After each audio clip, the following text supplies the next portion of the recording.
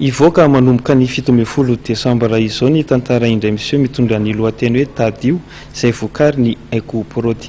Ny mandindiny mahakasika izay indrindra no arahinao anatin'ity fanadidina manaraka ity. Arak'izany dia ivoaka ny 17 Desambra ho avy izao ity tantara vaovao mitondra ny lohateny hoe Tadio izay voakary ny Aiko Production ity. I Aingoura Rivson, mpanoratra sady mpanao gazety, nanoratra ny tantara, ary Henri Randrenerena ny mpanatotosa horonan-tsary malagasy vahiny maro nanatotosa amam-bolana maro. Rafitininy dia tantara-pitiavana olon-droa samihafa izay itrain'ny tsy fitoviana ara-tsaranga sy ara-pinoana ny Tadio. Tantarana mpifankatia anankiroa, izany hoe lasy vavy roa zany, lehilahy roa vehivavy roa mpifankatia ireo, lasy vavy daholo, tsy hoe vavy sy vavy sy lasy-lahy fa lasy vavy. Dia ireo le mpifankatia anankiroa ireo lasa mifangaro ao anatin'ilay tantara ilay fitiavana, ohatran'ny fitiavana mifangaro rehetrarehetra le iainantsika isan'andro io, lasa nakariny ray nakariny mahita an'ilay ao amin'ilay tantara nareo mahita azy.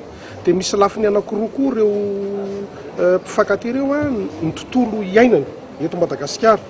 Ny anankiray miaina ao anatina tontolo mpandalan'ny fomban-drazana, ary ny anankiray kosa miaina amina tontolo mpandalan'ny fivavahana. Dia misy somary mifandona zany io le fivavahana sy le fomban-drazana io ao anatiny, dia ny fahitanay azay le fifandonan'ny fomban-drazana sy ny fivavahana zay koa no aseho ao anatin'ny tantara io. Zany hoe tantara-pitiavana, ohatran'ny tantara-pitiavana rehetra zany, fa misy an'izay kolotsaina anankiroa izay hitanay fa matanjaka be atao amin'ny firenena izay.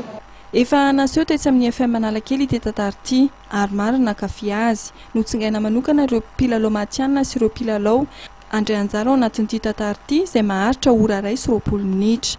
Tany Nosy Be, Nosy Iranja ary teto tanàna no nanaovana ny tournage. Rado Andriamanisa sy Tsioro Andriamanisa no tompon'ny bande originale Tsiko Enao sy Randimanina mpanakanto monina any ivelany no nandravaka ankira ny horonan-tsary. Azo atao fanomezana tsara ity horonan-tsary Tadio ity amin'izao fetin'ny asaramanitra izao izay misy dikateny amin'ny teny frantsay.